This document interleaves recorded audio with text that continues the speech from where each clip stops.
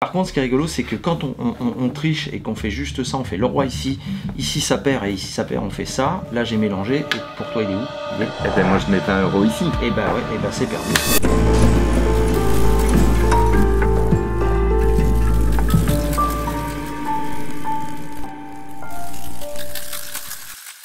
Salut, vous l'avez remarqué, c'est le retour, le grand retour du tricheur sur la chaîne Maurice Douda. En fait, on fait à peu près une vidéo par an ensemble au mois d'avril. Ouais, à peu près. Néanmoins, il y a un truc dont on n'a jamais parlé ensemble, c'est du jeu ultime des tricheurs.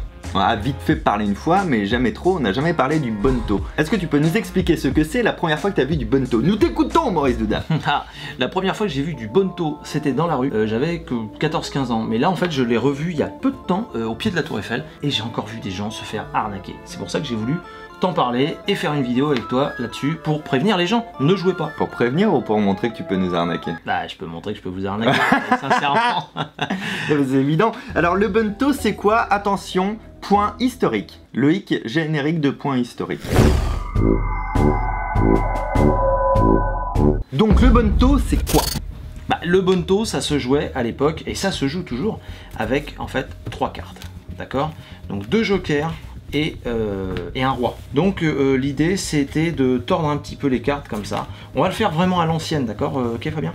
Donc tu vois ici on a le roi rouge, d'accord? Ici on a les jokers et on mélange. Donc pour toi c'est évident, où est le roi? T'as vu, toujours au milieu. Ouais, okay. J'allais bien dire ça. Ouais.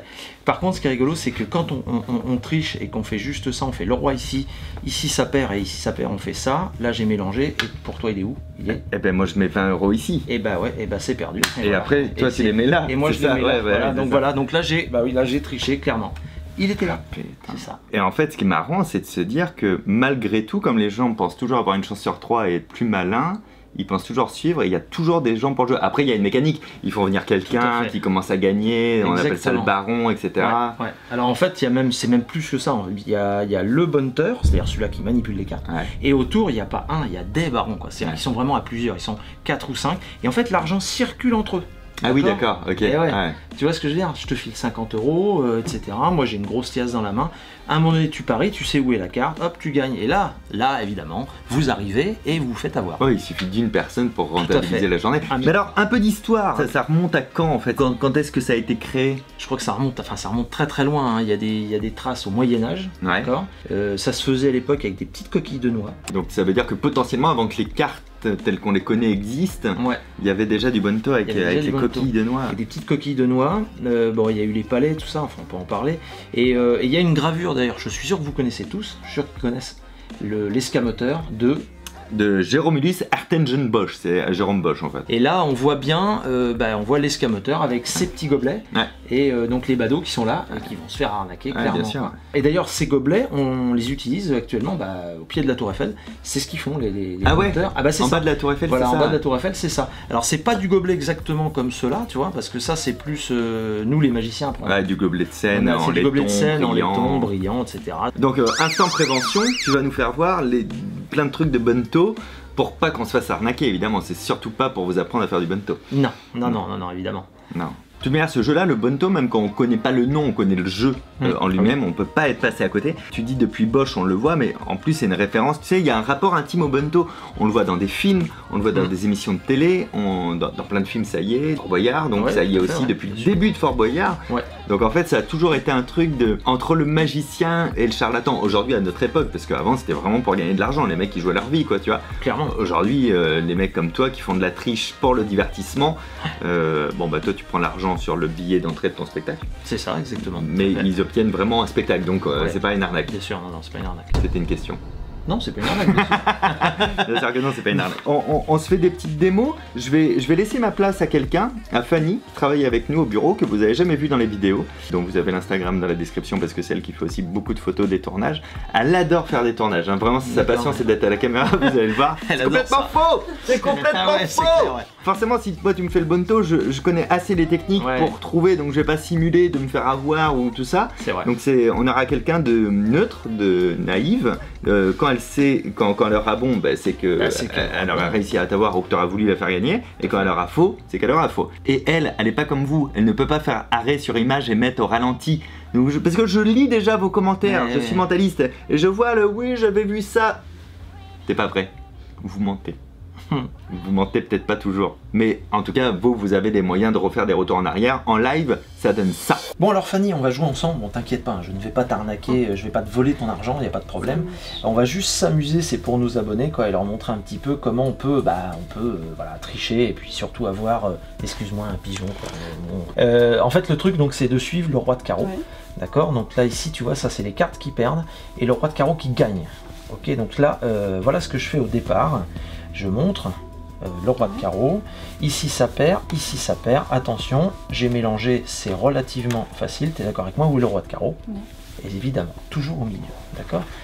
Ici ça perd, d'accord, ici ça perd, et là ça gagne, donc je vais doucement, attention, tac, donc ça gagne, ça perd et ça perd, hop, hop, tu te souviens où ça gagne? Au milieu, et malheureusement c'est encore perdu, eh oui, non c'était là en fait, hein. D'accord? Mais, on est bien d'accord, tu as une chance sur 3. Oui. Ce que tu vas faire, c'est que tu vas devenir ce qu'on appelle suspicieuse. C'est-à-dire que tu vas, regarde, tu vas suivre le roi de carreau. Ok. Donc, hop, roi de carreau. Ça perd. Pour toi, il est où? Il est au milieu. Au milieu. Ce que tu vas faire, c'est que tu vas devenir suspicieuse. Il va dire, bon, s'il n'est pas au milieu, il est peut-être là ou là. D'accord? Alors, à ton avis. Tu vois ce que je veux dire? Là. Ouais. Il pourrait être là. Hein. Et là, bah non, c'est encore perdu. C'est bien, t'as pas choisi l'endroit où il était là. Mais par exemple, tu m'aurais dit qu'il était ici, tu sais ce que j'aurais fait? J'aurais dit, bah effectivement, il n'est pas là. Mais en fait, si on vérifie, il n'est pas là non plus, voilà. Et en fait, j'aurais encore triché, d'accord? J'aurais fait ce qu'on appelle un change mexicain. Donc, en gros, pour vous montrer que c'est un jeu auquel on ne peut jamais gagner, quoi. D'accord? Alors, on va en essayer un autre. La résignation de Fanny. Mais en fait, je perds tout le temps. On va essayer un autre truc, et là tu vas te dire, waouh, super, il m'offre un superbe collier, n'est-ce pas? Alors ça c'est marrant parce que j'en avais parlé à Fabien au téléphone, et il m'avait dit, mais alors j'ai jamais entendu parler de ce truc-là. Et c'est vrai que alors, ça s'appelle la chaîne du gitan, d'accord? Et c'est véridique, je vous assure, c'est vraiment un truc qui se jouait derrière les roulottes et tout ça, un très très vieux truc. C'est exactement la même chose, d'accord, ok? Donc, je vais faire des boucles, comme ça. D'accord. Voilà. Ok. Et alors, l'idée, pour gagner, c'est de mettre son doigt dans une boucle. Logiquement, si on tire la chaîne et que ça s'échappe, bah, on a perdu. Okay. Tu mets le doigt dans une boucle, n'importe laquelle. Voilà, celle-là, tu sens bien. Faire attention de ne pas te blesser, tu vois. Il y a du suspense, t'as vu, Fabien? Ah, c'est ça, tu te dis j'ai gagné, j'ai pas gagné. Est-ce qu'elle a... Et si, Fanny a gagné. Bravo Fanny. Alors c'était pour tester. Et là, donc là le client est appâté, ça marche. Donc là on dit que tu paries 20 €. Fanny. Là on dit que Fanny parie 20 €. Et en plus, je suis super sympa parce que je vais lui donner 2 chances. C'est-à-dire que tu peux mettre un doigt ici, un doigt ici, un doigt ici, un doigt ici. Comme ça.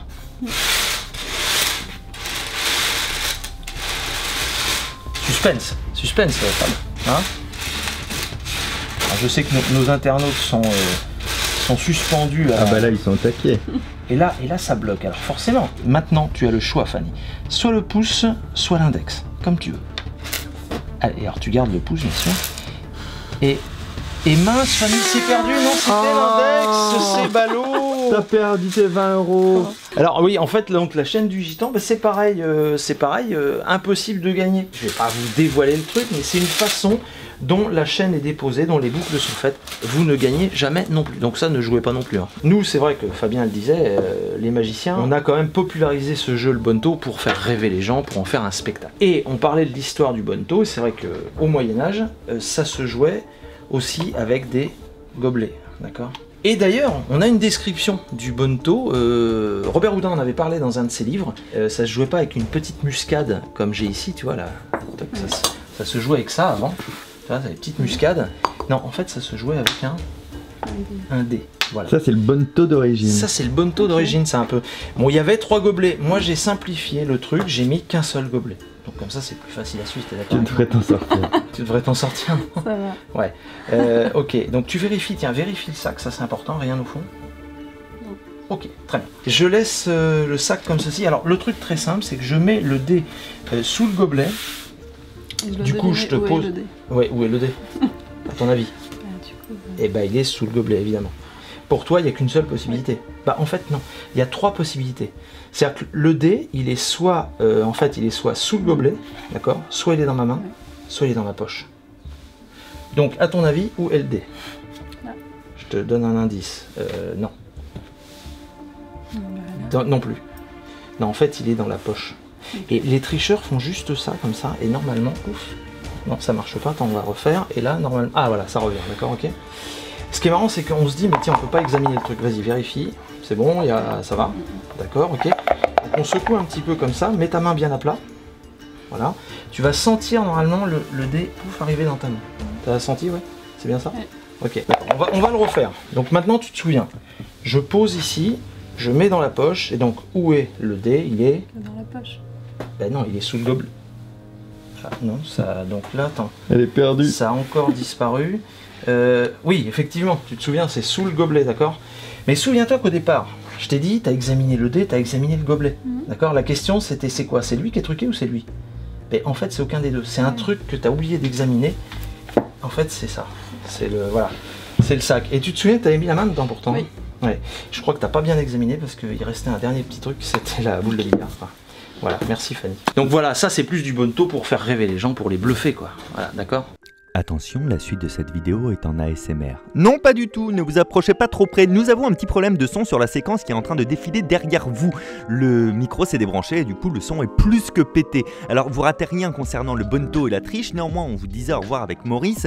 Donc vous pouvez vous abonner à la chaîne de Maurice Douda, très qualitative. En plus il a sorti son propre jeu de cartes, il vous en reparlera sur sa chaîne. Ici vous pouvez quoi? Vous pouvez quoi Loïc? Vous pouvez vous abonner.